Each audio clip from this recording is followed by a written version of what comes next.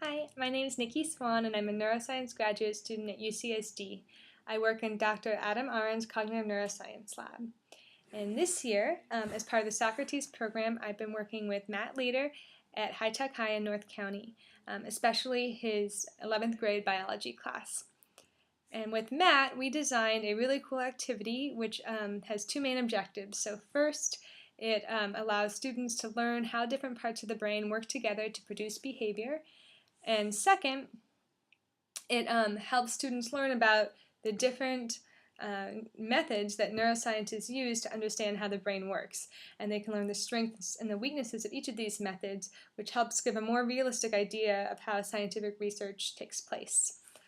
So the way this activity looks is students get fake data sets, so realistic but simplified data sets of three kinds.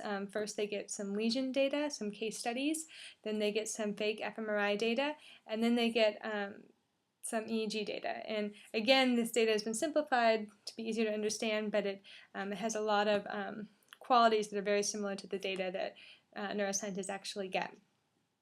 They also watch videos of Mr. Leader participating in an fMRI experiment and an EEG experiment, which is really fun for them. So they can really see what this data looks like and what it's like to get it. And this activity is really fun for students. It has a nice kind of flavor of trying to solve a mystery because the lab's trying to use the data to figure out what the people who produced the data were doing, so matching the brain activity to the behavior. And that's really fun. And it's also a valuable thing to learn because I think more and more neuroscience is becoming a really prevalent part of our society, and it's been featured a lot in the scientific media. I think it's really important for people to understand what we really know about the brain and what we don't know, and what the techniques that we use can tell us and what they can't tell us. So basically just becoming more critical scientific observers and not letting things get too sensationalized. And that kind of generalizes outside of neuroscience to all kinds of science. So it's just a good skill for students and everyone to learn.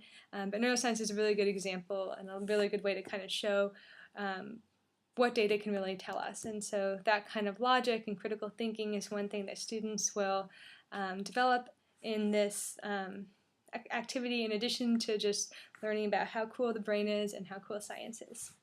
Thanks.